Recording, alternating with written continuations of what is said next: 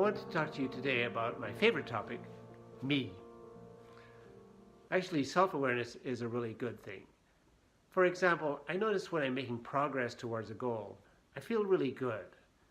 But when I'm blocked, I just feel yucky. And sometimes when we experience something called shame, that blocks us from moving forward.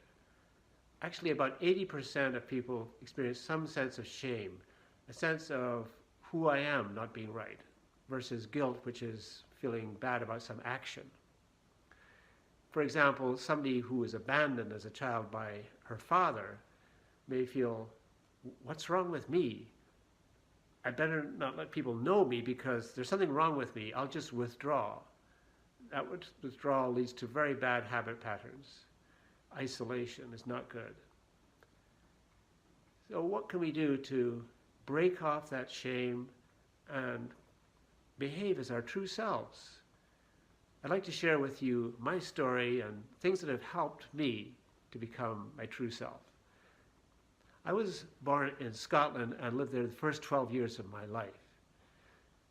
At age 5, my parents put me into a private school, which would have been great, except it was mid-year and nobody told me which classroom to get into. I just went into a random classroom, and it was bizarre because I was in a grade with kids older than me, and I was there for 4 years. The kids kind of picked on me. I felt stupid. And then I was not at the right socioeconomic level also. And so one day the headmaster called me into his office and he said, "Monroe, look at how you're dressed. You're a disgrace to the school. Shape up." Wow, that was huge shame. I told my mother, and she said that it was her fault because, my parents were academics. They didn't care about clothes. My father was a world-famous nutrition scientist. He's always like off to Milan to speak in Italian. People were impressed. Of course, my mother was left at home, kind of depressed. And my father didn't give me much emotional connection, so that wasn't healthy. By age 9, I developed juvenile rheumatoid arthritis. I could barely move. I went into the hospital. I was there for a year. Later on, I remember a psychologist mused to my mother, maybe it's something to do with not sharing my feelings that this illness developed. Well, anyway, after the juvenile rheumatoid arthritis, I got back to school at age 10. And there I formed a new identity, a class clown. I was in the right grade finally, and it was fun. After 2 years, my dad said, "We're moving to America." "But Dad, I just made friends, and besides, that place is full of cowboys." He wouldn't listen. Well, anyway, the last day of school, I made sure I knew they didn't know I was getting out of school and leaving, so I got into all kinds of trouble. I skipped out of detention and left and threw my school books in the River Clyde. Then we set sail for America. So I got here and I started at the new school mid-year, and I had some communication problems. I said to kids, Jordy's gone away down the road already. They didn't know what I was talking about. But I was kind of a novelty, so it was nice, and especially with the lassies. And actually one of them said to me, "Hey, what did you say to her? I thought you were going steady with me." I didn't know how to communicate.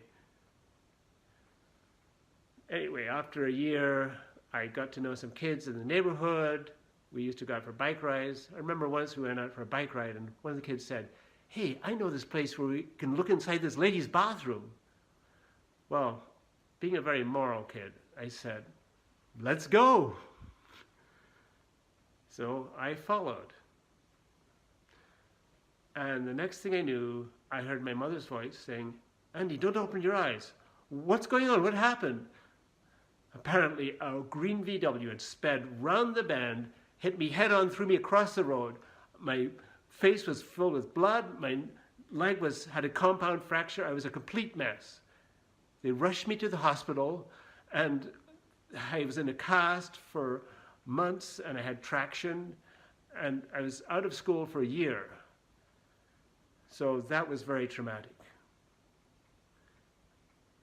By ninth grade, I got back to school, and I was recovered, thank God. I remember that year, my mother was driving me around, and she was stopped at by a police officer who said she'd run through a stop sign. So she turned to the officer and said, "Oh, I was just taking my invalid son. What's she talking about? I'm recovered. Is that my identity, an invalid? Am I invalid?" So I had still problems with my identity. Who am I? Who is the true Andy?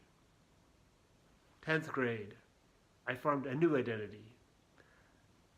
Long-haired, rock music addict, druggie. Oh, it was great. I followed people who followed people like Jimi Hendrix and Jim Morrison and Janis Joplin, all dead by 35.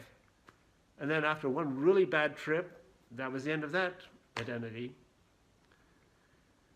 As I've grown up, obviously, I've learned these are not my true identity.